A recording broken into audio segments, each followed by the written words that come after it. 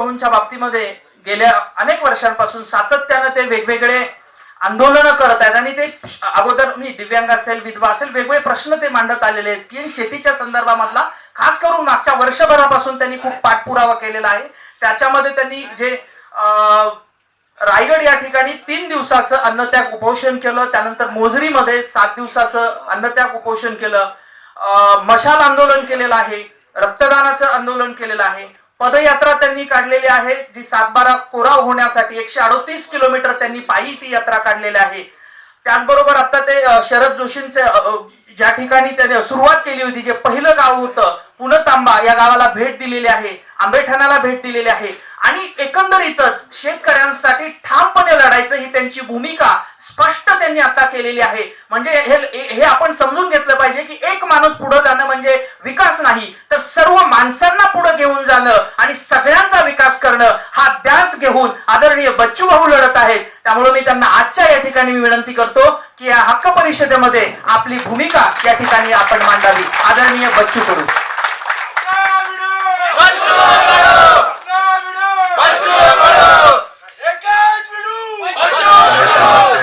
अध्यक्ष माजी खासदार राजूजी शेट्टी साहेब यांनी अतिशय या बैठकीचं सगळं मूळच बदलून टाकलं. बरेच जण चिंतेत होते, भूक लागली होती, पण नवले साहेबांना भूकही बुजवली.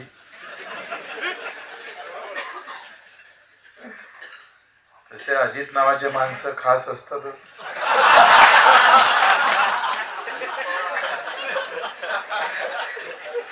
त्याच्यातले हे नवले आहे म्हणजे अधिक खास आहे. मग हा विठ्ठलराव त्यांचा रजिस्ट्रेशन नंबर सहित सांगत होते, पण ते 2 पवारामध्ये वाद आहे, याचा रजिस्ट्रेशन पक्का आहे.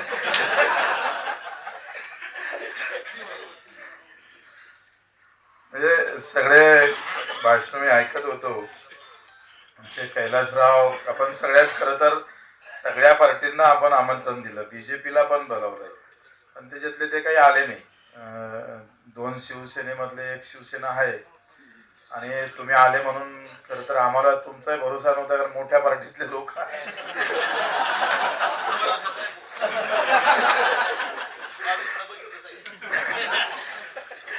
आपण आले त्याबद्दल आपले धन्यवाद. आमचे बाळासाहेब देशमुख पण आले.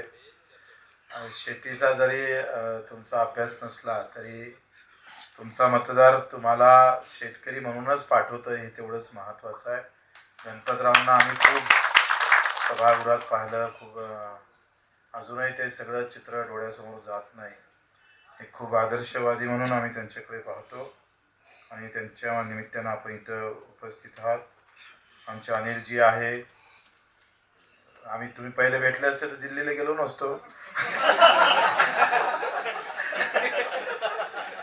असं प्रत्येक मतांतर असतं, प्रत्येकांचा वेगवेगळ्या विषय आहे, समजूत वेगवेगळी असते. आमचे डिक्करजी आलेले आहे आणि विजयजी कुंभार, म्हणजे अजित पाटील यांनी पहिलंच भाषण दिलं.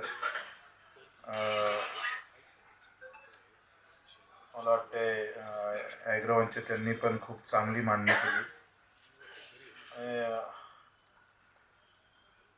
आम आदमी पार्टी जशी शहरात निर्माण झाली, पण तुमचा अभ्यास शेतीमध्ये बराच चांगला आहे. एकंदरीत ही परिषद घेण्याची कल्पना महेश बडेनं डोक्यात आणली आणि ते आज साकारली. याचा खरं तर महेशचं फार मोठं योगदान त्याच्यात आहे.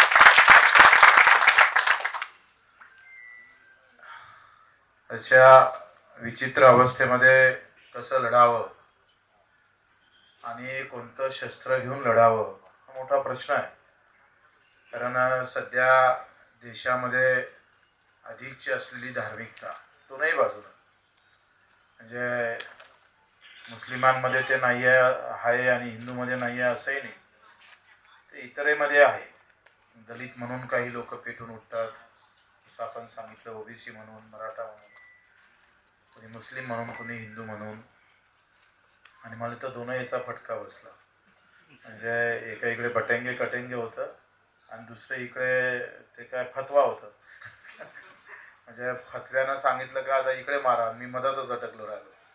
तर या सगळ्या विचित्र अवस्थेमध्ये आता हक्काच्या लढाईसाठी कोण कसं तयार होईल हा मोठा चिंतेचा विषय आहे. जेव्हा आपण सगळे गावाखेड्यात फिरतोय तेव्हा 25 ते 30 लाख लोक कर्जबाजारी आपल्या सध्या तरी महाराष्ट्रात आहे.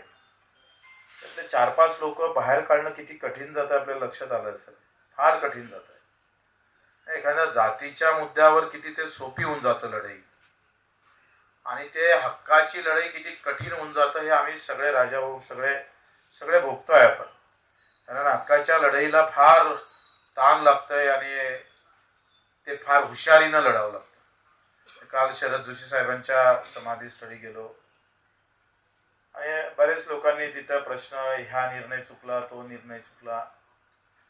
काही असेही लोक होते का जोशी साहेबांना हा निर्णय नाही घ्यायला पाहिजे होता, तो तिथं चुकला होता. मी मनात विचारत करत होते का आंदोलकांनी एक जरी निर्णय चुकला तर त्याला लाथ मारून बाहेर काढतात लोक, पण शरद पवार साहेबांना किती निर्णय चुकवले ना आताचे बाकीचे किती निर्णय चुकत आहे त्याला मात्र कोणी म्हणत नाही. म्हणजे राजकारणी लोकांना चुकावं आणि त्यानं बरोबर सांभाळावं, आणि आम्ही पण सांभाळतो.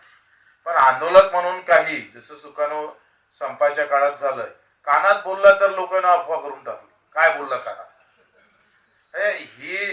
ही जी मानसिकता आहे ना लोकांमधली, ही फार विचित्र आहे आणि ते काढली पाहिजे आपण. म्हणजे एखादी थोडी जरी चूक झाली, एखादा निर्णय घेताना थोडा, हे तर छत्रपतींच्या त्यांच्या वेळेस झाली, बाबासाहेबांच्या वेळेस 1-2 चुका काही ठिकाणी झालेल्या. चुका म्हटल्यापेक्षा आपण त्याला चुका म्हणणार नाही, आपण एवढे मोठे नाही आहे, परंतु काही गोष्टी तर कमी जास्त होतच ना. पण आंदोलक म्हणून जर आम्ही थोडं जरी मागं पुढं केलं तर त्याला लगेच बदनाम करून सोडण्याची व्यवस्था आपल्यामध्ये आहे. आणि ते व्यवस्थित आम्ही पाहतो राजकारणी लोक तसा सत्तेतले लोक फायदा घेत असतं. आणि म्हणून आम्ही लक्षात घेतलं पाहिजे का आंदोलन करताना ह्या फार, मी आता दिव्यांगाचं आंदोलन गेल्या 15-20 वर्षापासून करतोय. 182 शासन निर्णय आम्ही एक शासन निर्णयासाठी 4-4 आंदोलन करावं लागलं एका मागे.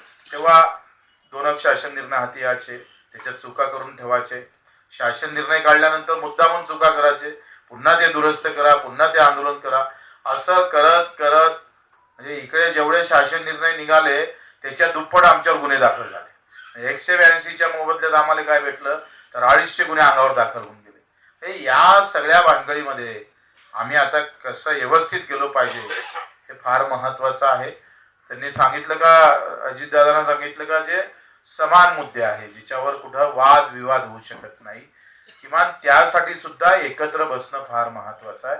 आता तुरीचे भाव आफ्रिकेमध्ये फक्त 5,000 रुपये क्विंटलनं आहे, आणि आम्ही 75 लाख टन तूर आयात पण करून चुकला तुरीची डाळ. आता तुमच्या मुद्द्याप्रमाणे पुन्हा अडचणी देण्याची शक्यता आहे. म्हणजे यावर आपण चर्चा करू शकतोय, कारण जगामध्ये कधी भाव कसे पडणार आणि काय राहणार त्याचाही मोठा अभ्यास आपण समोर मांडावा लागेल. का गेल्या 20-25 वर्षामध्ये जगाच्या बाजारपेठेमध्ये आमच्या भावाची काय घसरण झाली, काय कशा पद्धतीनं ते समोर गेले याचा अभ्यास करणं फार महत्वाचं आहे. आणि मग हमी भावाची लढाई ही आत्ता आम्ही पाहतोय का अर्ध्या अधिक संघटना हमी भावाची लढाई लढत आहे. ते म्हणतात का नाही हमी भावाचा कायदा करा, आणि कायदा करत असेल तर त्या भावात हमी भावामध्ये दुरुस्ती पण करा, कारण जे भाव आता आपण काढतो आहे ते फार अन्यायकारक आहे, ते काही चांगले आहे असं नाही आहे. पण एकदा हमी भावाची लढाई लढत असताना आम्ही पाहिजे तो कायदा करून तो खरेदी झाला पाहिजे. आजही 10% आज हमी भावात आमचा माल विकत घ्यावं याच्यासाठी आम्हाला भीक मागावं लागतं. इतकी वाईट अवस्था आमच्याकडे आहे. आणि मग या सगळ्या याच्यातून आम्हाला बसून कुठेतरी त्याचं एक मत तयार करणं, सरकार तर हे पाहतच का यामध्ये 2 मतं तयार झाले पाहिजे. कसं आहे, धार्मिक आणि जातीच्या लढाईमध्ये 2 मतं कधीच तयार होत नाही, पण हक्काच्या लढाईमध्ये खूप टेक्निकली आहे, हे समजून घेणंही कठीण आहे. म्हणजे अयोध्यामध्ये राम मंदिर होतं का मस्जिद होती याला काही जास्त अभ्यास करायची गरज नाही आहे, पण शेतीचे मालाचे भाव, शेतकऱ्याची कशी लूट होते याच्यात प्रचंड अभ्यास करावा लागतं, प्रचंड डोकं लावावं लागतं. थोडंसं काही चुकलं तर लगेच दुसरी काही बाजू तयार होत आहे. आणि म्हणून या सगळ्या गोष्टीमध्ये खूप बारीक लक्ष घालून मला असं वाटतं का आज आपण इथं एकत्र आलो आता एवढेच लोक एकत्र येऊन फक्त स्टेजवरचे त्याच्यामध्ये एक समान कार्यक्रम आपण सरकारसमोर ठेवणं फार गरजेचं आहे.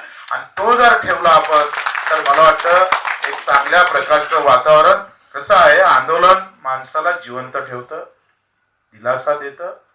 निवड सरकारलाच ते प्रश्नचिन्ह निर्माण करत नाही, तर ज्या शेतकऱ्यांच्या डोक्यात प्रश्न आहे त्याचे प्रश्न सोडण्याचं काम हे आंदोलनाच्या माध्यमातून होत असतं. ही सगळ्यात मोठी उपलब्धी आहे. आज आपण पाहतोय का आंदोलन, बरेच पत्रकार आम्हाला विचारतोय काय झालं तुमच्या मागणीचं, पण त्यांच्या डोक्यापुरता विचार काय, आंदोलन म्हणजे काय, तर मागणी पुरी केली झाली पाहिजे. ते काय बटन दाबला लाईट लागला असं थोडं असतं. आंदोलनाला प्रचंड काळ आम्ही पाहतो. स्वातंत्र्याची लढाई आम्हाला 150 वर्ष लढावं लागली. लहान गोष्ट थोडी आहे. पंजाबचे शेतकरी 13 महिन्यात 700 लोक मृत्यू पावले. त्याच्यानंतर जे काही बदल झाला असेल तो बदल झाला, कायदे मागे घेतले. ते काही फार सोपं नाही आहे. जाती धर्माची लढाई कुठं पेटन कुठं भडकन आणि त्याचा परिणाम आम्ही पाहतो जेव्हा मतावर होतं हे दिसतं, सरळ दिसतं. पण हक्काच्या लढाईमध्ये मतावर परिणाम होत नाही. त्याचं उत्तम उदाहरण म्हणजे शरद जोशी पडले ना, आमदारकीमध्ये पडले. ज्यांनी लाखो शेतकऱ्यांचं आंदोलन, त्यावेळेस शरद जोशी कदाचित आम्ही पाहतोय ते आंदोलन छेडलं नसतं तर आमचे आज काय हाल झाले असते सांगायची काही वेगळी गरज नाही आहे. पण एका पानटपरी माणसाकडून पडल्या गेले. मोठं चिंतन म्हणजे मोठा विषय आहे का, ज्यांनी अवघा महाराष्ट्र अख्खा देश आम्ही पाहतोय शेतकऱ्यासाठी उभा केला आणि ते शरद जोशींना पडावं लागलं. ही काही साधी गोष्ट नाही आहे. बाबासाहेब आंबेडकर 2दा निवडणूक हारले. म्हणजे या सगळ्या याचा भय का नाही, सरकारला तुमच्या शेतकरी आंदोलनाची भीती का नाही वाटत, ह्याचं मूळ आम्ही तपासलं पाहिजे. आणि ते जिथपर्यंत आम्ही त्या मुळापर्यंत जात नाही ना, कारण आंदोलनापेक्षा ना मताची भीती जास्त असते. आणि ज्या दिवशी तुमच्या मताची भीती जेव्हा निर्माण होईल ना, मी सांगतोय आंदोलन करायची गरजच पडणार नाही. पण शेतकरी हा पक्षाच्या गुलामीत व्यवस्थित गुंडाळला गेलेला आहे. प्रत्येक गावात आता जे काही तरुण आहे ते प्रत्येक पार्टीतच आहे ना हो. कोणी राष्ट्रवादीचा, काही तरुण राष्ट्रवादी असेल, शिवसेना असेल, भाजप असेल, अधिक काय वेगवेगळे पक्ष असेल, तो व्यवस्थित त्याचे झेंडे घेऊन घट्ट पकडून आहे गावागावात. तो तरुण तिथं झेंडे पकडून असल्याला काही हरकत नाही, परंतु बाप मेल्यानंतरही तो सुद्धा झेंडा सोडत नाही ना, याचं दुःख सध्या आम्ही पाहतोय, अनुभवत आहे. सगळ्यात मोठं दुःख आहे. तर त्याला पक्षाची लढाई लढलं पाहिजे, पक्ष राजकारणात त्यांना मजबूत ठेवला पाहिजे. पण बाप कोसळतोय तेव्हाही तो झेंडा सोडत नाही, याचं सगळ्यात मोठं म्हणजे हे सगळ्यात मोठं आमच्यासाठी मोठी गंभीर गोष्ट समोर आहे. तेव्हा आपण जेव्हा पाहतोय गावागावामध्ये का ही जी व्यवस्था आणून ठेवलेली आहे राजकारणी लोकांनी, हे तुमच्या हक्काच्या लढाईपासून तुम्ही व्यवस्थित दूर गेले पाहिजे, हे त्याच्या मागचा मूळ उद्देश आहे. आणि आपल्या महाराष्ट्रात तर आता ओबीसी मराठा एवढा वाद तुम्ही पाहतोय, जागोजागी पाहतोय, प्रचंड ताकदीनं तो समोर येत आहे. आणि ते जाणीवपूर्वक आहे. सगळं व्यवस्थित त्याला कुठंतरी मूळ मागणीला छेद बसण्याचाही काही प्रमाणात तो प्रयत्न केला जात आहे. आणि ते कधी कधी आपण पाहतोय त्याच्यात जातो पण आपल्याला माहीत पडत नाही, अशाही प्रकारची व्यवस्था, वातावरण तसंच होऊन जाते. आणि त्या वातावरणात गेल्यानंतर आपण म्हणतो ना, जसं रमी खेळता करता लुटून जातो, मरतं, पण माहीत पडत नाही की हा डाव आपल्यासाठी चुकीचा होता. ह्या सगळ्या व्यवस्थेच्या मध्ये आपल्या आंदोलनाच्या दिशा आणि त्याचं व्यवस्थित आम्ही पाहतोय का कमी काळामध्ये कसं घेरल्या जाईल सरकारला. कारण येत्या काळात आता निवडणुका आहे, जिल्हा परिषद, नगरपालिका, आणि या काळात अगोदर रान आपण थोडं उठवलं तर मला नक्की आशा आहे का कर्जमाफीने तुमच्या भाषेत कर्जमुक्ती सरकार केल्याशिवाय राहणार नाही. कारण आपण जर सगळे एकत्र होऊन उभे राहिलो तर ते सहज शक्य आहे. आणि म्हणून या सगळ्यासाठी आज आपण पाहिजे का उत्पादन अधिक वाढण्यासाठी आपण सगळे प्रयत्न केले. असं नाही आहे का शेतकऱ्यानं प्रयत्न केले नाही किंवा सरकारनं काही कुठं, ह्या सगळ्या गोष्टी बऱ्यापैकी केलेल्या आहे. तरी अधिक एक नवीन तंत्रज्ञान आपण घ्यायला काही हरकत नाही, कारण ते उत्पादन वाढवासाठी ते महत्वाचं आहे. पण ते उत्पादन केल्यानंतर त्याचं उत्पन्न कसं वाढल याच्यासाठी तुम्ही म्हटलंय का व्यापाराचं स्वातंत्र्य शेतकऱ्याला असलं पाहिजे, मान्य आहे, असायलाच पाहिजे. ते काही नाही कोणी म्हणणार नाही. पण जेव्हा व्यापाराचं स्वातंत्र्य असताना जर जगामध्ये काही अडचणी आल्या तर आम्हाला आज आम्ही पाहतोय का त्याच्या बाबतीत म्हणजे दोनही गोष्टी, एका इकडे व्यापाराचं स्वातंत्र्य असताना हमीभावाच्या बाबतीत एक चांगल्या प्रकारचा कायदा कसा येईल किंवा त्या हमीभावामध्ये काही दुरुस्ती करता येईल याचंही चिंतन मंथन करणं गरजेचं आहे. होऊ शकतं त्याच्यामधून चांगली मागणी एक समोर येऊ शकते. कारण हे जर आपण जर या मागणीबाबत जर आपण अजूनही अस्थिर असलो तर सरकार तर आम्हाला अस्थिर करायला वेळच लागणार नाही. आणि मग दुसरं आम्ही पाहत होतोय का पेरणी ते कापणीपर्यंत सगळे कामं MRHS मध्ये कसे घेता येईल. आखरी हमी भाव मागितला तर त्याची खरेदी किती होतं हा प्रश्न आहे आणि त्या हमी भावामध्येच खोट आहे म्हणजे ते चुकीचेच हमी भाव आहे. त्या हमी नाही भावही नाही अशा सगळी अवस्था आहे. आणि मग उत्पादन खर्च कमी करण्याची ताकद आपल्या मागणीमध्ये काय असेल. आपण 3-4 मागण्या ठेवावं लागेल सरकारमध्ये. आणि मग पेरणी ते कापणीपर्यंत सगळे कामं जर MRHS मध्ये कव्हर केले. आता मला त्या पहिल्या जेव्हा आम्ही रायगडचं उपोषणाला बसलो तेव्हा मुख्यमंत्र्यांसोबत आमची बैठक झाली आणि मुख्यमंत्र्यांना सरळ काटला तो शब्द. त्यांनी सांगितलं का तुमची जे तूर असन सोयाबीन असणार किंवा इतर जे काही कडधान्याचे पिकं आहे हे एका वर्षासाठी आहे आणि तिथे कसं काय MRHS लागू पडणार आहे. आणि MRHS हा आम्ही पाहतो का निरंतर रोजंदारी आणि निरंतर काही वस्तू निर्माण झाल्या पाहिजे अशासाठी त्या MRHS निर्माण झाली. परंतु त्या 264 मध्ये 1-2-3 ठिकाणी आम्ही जेव्हा त्याचं वाचन केलं तेव्हा मुख्यमंत्र्याला समजून सांगितलं का आपण वनावर गवत लावासाठी पैसे देतो का नाही देत, ते MRHS मधूनच देतोय. म्हणजे वन जमिनीवर तुम्हाला गवत लावासाठी MRHS मधून पैसे देता येतं आणि आम्ही तर चाराच उपलब्ध करतोय. तूर असेल सोयाबीन असेल तुमचं ऊस असणार तुमच्या इकडे कपासी असणार हा चाराच उत्पादक आहे. हे तिकडे चाराही आम्ही पाहतोय तो वनचारा आपण जो काही MRHS मधून देतोय तोही वनचारा एकाच वर्षासाठी आहे आणि आमचं पीक 1 वर्षासाठी आहे. म्हणजे या सगळ्या ह्याच्यामध्ये MRHS मध्ये जर आपण याला म्हणजे ह्या सगळ्या मागणीमध्ये किमान आता एक प्रस्ताव तयार झालेला आहे. ते म्हणून मोठ्या मुश्किलनं त्यांनी एक तयारी दाखवली. मी त्यांना सांगितलं का तुमच्याजवळ पैसा नाही ना 2,500 कोटी रुपये आपला रोजगार हमी योजनेमध्ये सध्या उपलब्ध आहे आणि 2,500 कोटीच्या मोबदल्यात आम्हाला केंद्र सरकारकडून किमान तिप्पटचा निधी आपल्याला उपलब्ध होऊ शकतं. आणि म्हणून आम्ही त्यांनी एक प्रस्ताव मोठ्या मुश्किलनं आपले भरत गोगावले ते योगायोगानं मित्र आहे आणि त्यांनी एक प्रस्ताव कॅबिनेटसाठी तयार केला. मी त्यांना सांगितलं का पूर्ण शेतकऱ्यासाठी करू नका, किमान विधवा शेतकरी ज्यांना घरी त्यांचं करता कोणी नाही आहे त्या एकल महिला असेल त्या विधवा शेतकऱ्यांसाठी आणि दिव्यांग शेतकऱ्यांसाठी किमान सुरुवात तर करा ना. कारण रोजगार हमी योजनेचा कायदा हा आपण देशाला दिलेला आहे. ही योजना आपण देशाला दिली. आता त्या योजनेमध्ये सुधारणा करण्याची गरज आहे. एकदा तुम्ही दिव्यांग आणि विधवा महिलांना जरी याच्यात घेतलं तरी आपली अर्धी अधिक लढाई जिंकल्याशिवाय राहणार नाही आणि त्याची आपण सुरुवात करतो. ती जर सुरुवात झाली तर ज्या विधवा भगिनी आहे त्याचा मजुरीचा खर्च जर कमी झाला. कारण सगळ्यात मोठं शेतीला येणारं चॅलेंज जर कोणतं असेल तर ते मजुरीच राहणार आहे. आज तुम्ही गाव खेड्यात जर गेलो तर एका इकडे नवीन तंत्रज्ञानाशी आम्ही जुळलो नाही, नवीन साहित्य आमच्याकडे उपलब्ध झालं नाही तर दुसऱ्या इकडे गावात मजूर शिल्लक तरी कुठं राहिलेला आहे. त्याला स्थिरता नाही आहे गावातल्या मजुराला. कारण आमची शेती स्थिर नाही आहे त्याच्यानं मजूरही स्थिर नाही आहे आणि ह्या मोठी लढाई आहे ती. खरं तर गावात आता शेती करणं ही आमच्या तुमच्यासाठी मोठ्या अडचणीचा विषय येईल आणि मजुरीला स्थिर करण्याचं काम या योजनेच्या माध्यमातून आम्हाला मिळू शकतं. आता जसं दादानं सांगितलं का गोरक्षणाच्या बाबतीत आहे हे चालय. तुम्ही गोरक्षणाला अनुदान देतात.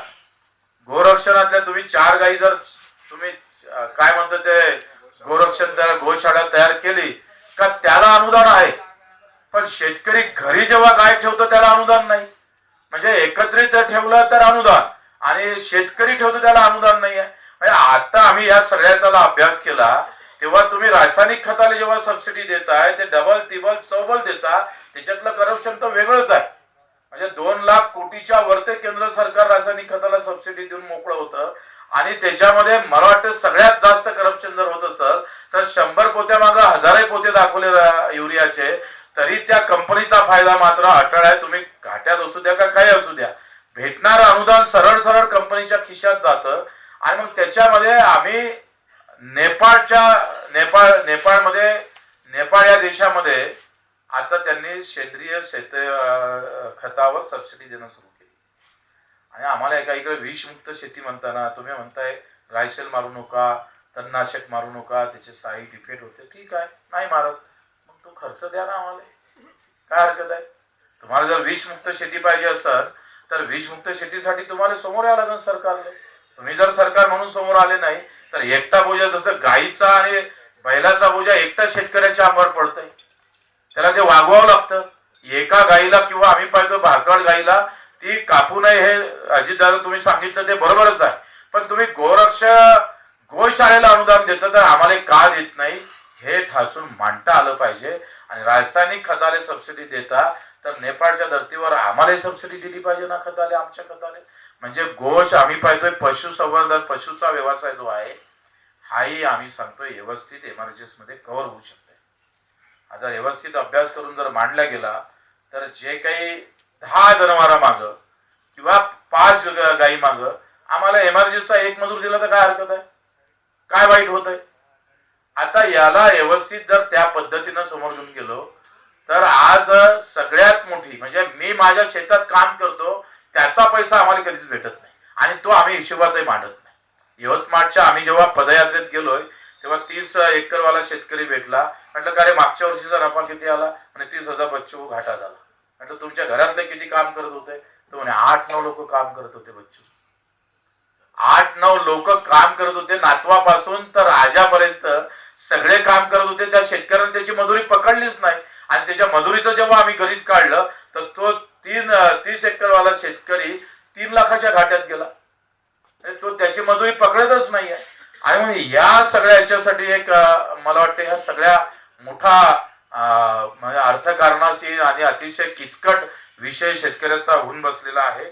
आणि त्यामध्ये धर्म जातीच्या राजकारणामध्ये आम्ही ही मशाल कशी तेवत ठेवता येईल हा याच्यासाठी असलेला प्रामाणिकपणा, आमची निस्वार्थ भावना मी हे नेहमी जपणं फार महत्वाचं आहे. राजकारणात काही झालं तरी 72, पण मी शेतकऱ्याचा मुद्दा सोडणार नाही. ह्या भावना आम्हाला कायम समोर ठेवावं लागेल. कुठलं कर्ज माफ केलं पाहिजे, काय केलं पाहिजे. मी त्यांना म्हटलं होतं की बाबा व्यापारी शेतकरी नका करू ना, चालतंय, ते काही वेगळं करायला गरज नाही. मी तर हे सल्ला दिला होता का आता पुण्याच्या बाजूनं 2 किलोमीटरवर जे शेती आहे ती भविष्यात येणे होणार आहे. ती किमान शेती जर आपण पाहतोय का त्याची किंमत 10 कोटी एकराची आहे. काढा ना ते शेतकरी, काही हरकत नाही, ते काढले पाहिजे. आता आमदार शेतकरी आहे, अजित पवार शेतकरी आहे. अजित नवले ठीक आहे, पण अजित पवार कसं काय शेतकरी आहे. पण हे जे शेतकरी आहे हे काढावंच लागेल, यांना काढावंच लागणार आहे. वर्गीकरण या देशात शेतकऱ्याचं होणं गरजेचंच आहे. कारण श्रीमंत शेतकऱ्यासोबत, श्रीमंत शेतकरी म्हणजे काय तर आता आयएस ऑफिसर शेतकरी आहे. माझ्या भागातली राजा हो 10% शेती हे तालुक्यातल्या सगळ्या व्यापाऱ्यांना खरेदी केली आहे, सगळे रोडवरचे. मला तर असा प्रश्न पडला आहे की शेतीमालाला भाव नाही, शेतीचे भाव कसे काय वाढत आहे. हा मोठा विषय आहे तसा पाहिला म्हणजे. एकंदरीत हा संशोधनाचा विषय. मी थोडा अभ्यास केला, म्हटलं का रे भाव तर आमची जे शेती 8 लाख रुपये एकराची 25 लाख रुपये एकरानं खरेदी करणं सुरू केली. आणि लगार बिलकुल रोडवरची सगळी शेती आता शेतकऱ्याची राहिली नाही असं समजा. ते सगळी तालुक्यावरचे, बरं हे काही मोठे व्यापारी नाही आहे, ही त्या तालुक्यावरचे जिल्ह्यावरचे व्यापारी सरळ सरळ आपण पाहतोय त्या सगळ्या खरेद्या करणं सुरू केलेल्या आहे. आणि मग असे जे शेतकरी असेल त्याला आपल्याला काढावंच लागेल, गरीब शेतकऱ्यापर्यंत जावंच लागणार आहे. म्हणून सरसकट कर्जमाफी सोबतच मला वाटते त्यामध्ये हे शेतकरी काढून पॉलीहाऊसवाले शेतकरी घेतले पाहिजे. तुमचे जे काही इतर काही नवीन तंत्रज्ञानासाठी काही कर्ज घेतलं असेल, काही भांडवली साठी कर्ज घेतलं असेल किंवा मध्यम मुदतीचं कर्ज असेल, म्हटलं केंद्र सरकारनं मध्यम मुदतीचंही कर्ज माफ केलं होतं. म्हणजे अल्पकालीनच केलं नव्हतं तर मध्यमचंही केलं होतं. फक्त दीर्घ मुदतीचं कर्ज माफ झालं नाही आतापर्यंत. पण मध्यम आणि अल्प यामध्ये सुद्धा आपल्याला सरकारसमोर तो प्रस्ताव आपण जेव्हा बसू तेव्हा आपला प्रस्ताव तयार असला पाहिजे का हे ठीक आहे, आपण सुद्धा लोकांसमोर जाऊन आमची काय नेमकी मागणी आहे, कुठल्या शेतकऱ्याबाबत आम्ही बोलतो आहे हे सुद्धा स्पष्ट होणं फार महत्वाचं आहे. आणि मी तर सांगतो का ही लढाई लढत असताना आम्ही मुद्दामून मेंढपाळ बांधव घेतले, कारण त्यांचे तेच हाल आहे. कारण जे मेंढपाळ बांधव आहे त्यांच्याजवळ शेतीच नाही आहे. आता ते जुलै ते सप्टेंबर पर्यंत त्यांना कोणी शेती पेरायला चारायला देतच नाही आणि मोठी अडचण निर्माण. मच्छीमार ते झालाय. आता ते राणे महार जोरानं बोंबलत होते, म्हणजे आम्ही शेतीचा दर्जा दिला. म्हटलं घाट्याची शेती आहे त्याचा दर्जा मच्छीमाराला दिला म्हणजे ते अधिक मेलं असं समजा. इतक्या जोरानं छाती ताणून ताणून ते म्हणतंय का मच्छीमारांना आता आम्ही शेतीचा दर्जा दिला. म्हटलं आपण शेतकरी म्हणतोय आमचा शेतीचा दर्जा नको, आम्हाला उद्योगाचा दर्जा, आणि हे म्हणतंय मच्छीमाराला आम्ही शेतीचा दर्जा दिला. ते पण बिचारे टाळ्या वाजून त्याचं स्वागत करतं. अशा मोठा विचित्र व्यवस्थेमध्ये आपण आहोत.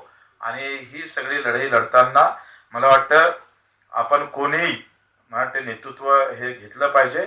बच्चू कडू शेवटच्या क्षणापर्यंत एक कार्यकर्ता म्हणून आपण निश्चितच एक चांगल्या पद्धतीनं आपण याच्यासमोर, कारण हा जो विषय आहे हा विषय आम्ही पाहतोय हा एका माणसाचा किंवा एका संघटनेचा किंवा एका जातीचा एका धर्माचा किंवा एका पार्टीचा विषय नाही. पाटील साहेब आपण कैलासराव तुम्ही आले मला बरं वाटलं, कारण आम्ही नेहमीच सांगत असतो का तुमच्या पार्ट्या काय जात धर्म कुठले असू द्या, मी एक शेतकरी आहे.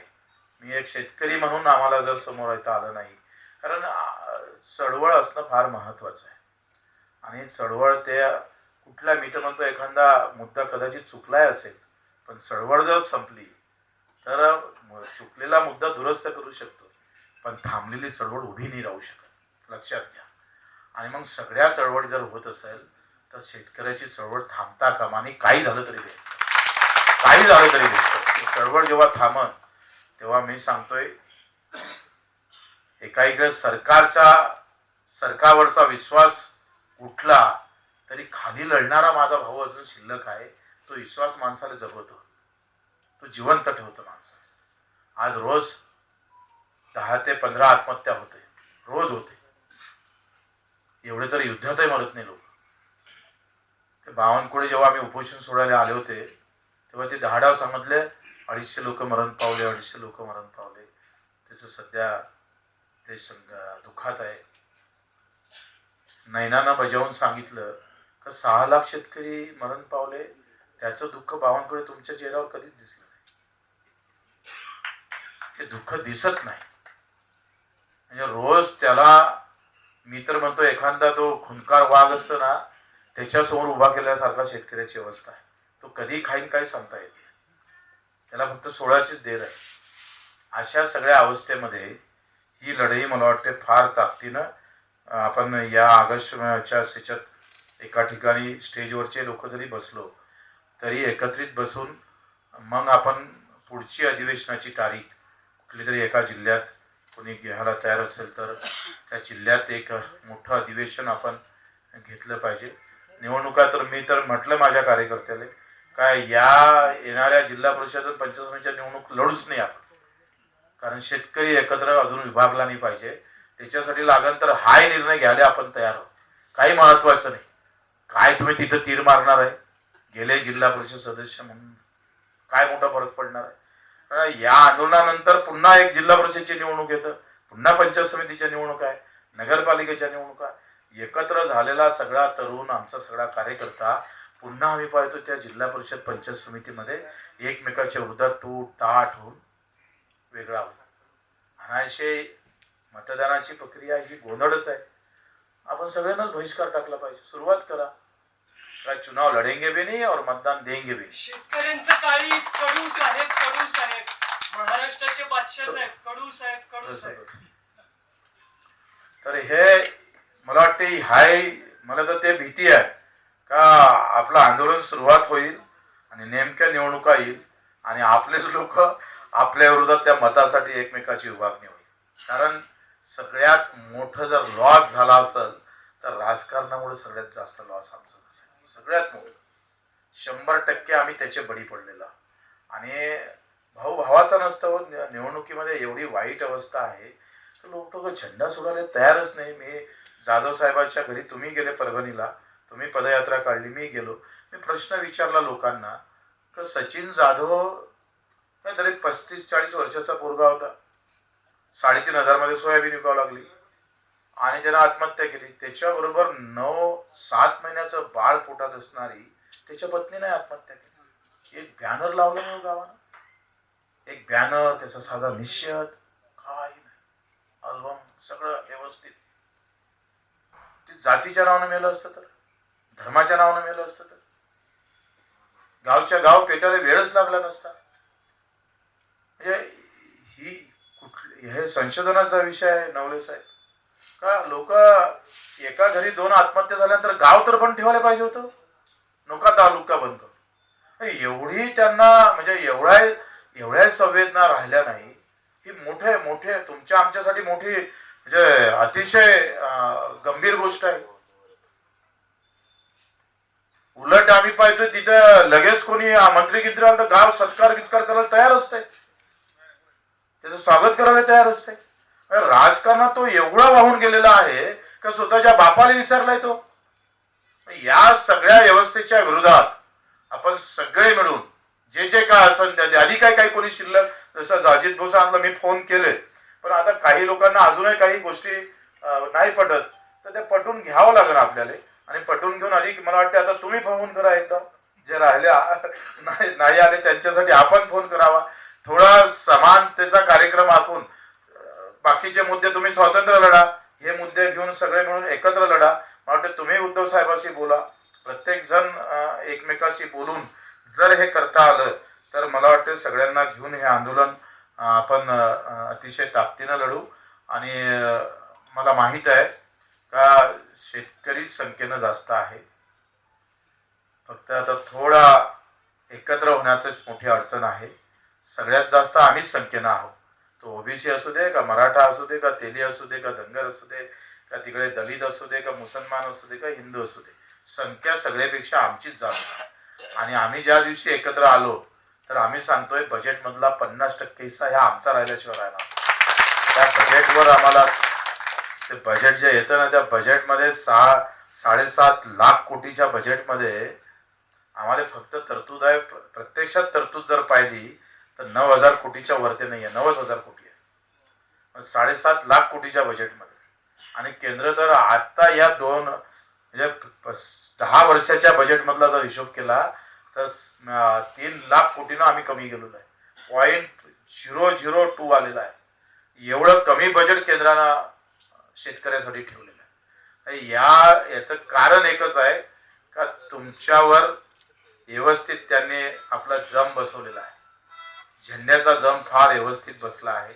ते जे काही झेंडा पक्षाचा म्हणा जाती धर्माचा तो आपल्या आंदोलनानं निघाला तर माझा शेतकरी मी सांगतोय फार आनंदाचे दिवस, जे शरद जोशी साहेबांना स्वप्न पाहिलं होतं किंवा आमच्या मायबापानं जे स्वप्न पाहत आहे ते स्वप्न आता खऱ्या अर्थानं समोर येईल अशी अपेक्षा करतो.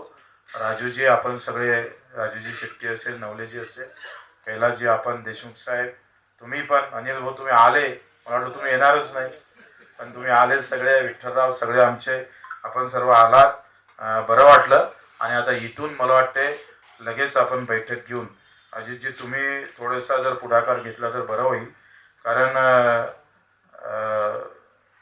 तुम्ही याच्यामध्ये अनुभव बराच तुमचा मोठा आहे. म्हणजे तुम्ही सुकाणू समिती पाहिली, त्याच्यातले सगळे वादविवाद पाहिले, तर हे सगळे एक लेखी जर लिहून ठेवलं आणि त्याच्यावर आपण थोडं 2-3 तास सगळेजण चिंतन मंथन करून एक कार्यक्रम आपण सरकारसमोर ठेवू. आपली सगळ्यांची तयारी आहे. शक्तीपीठ असं जे काय असणार त्याच्यात त्या सगळ्यांना एकत्रित घेऊन, सगळे प्रश्न एकत्रित घेऊन मला वाटतं सगळ्या कार्यकर्त्याची तयारी आहे. नाही निवडणूक लढली तर चालेल का? बिलकुल पक्का. धन्यवाद. जय हिंद, जय महाराष्ट्र.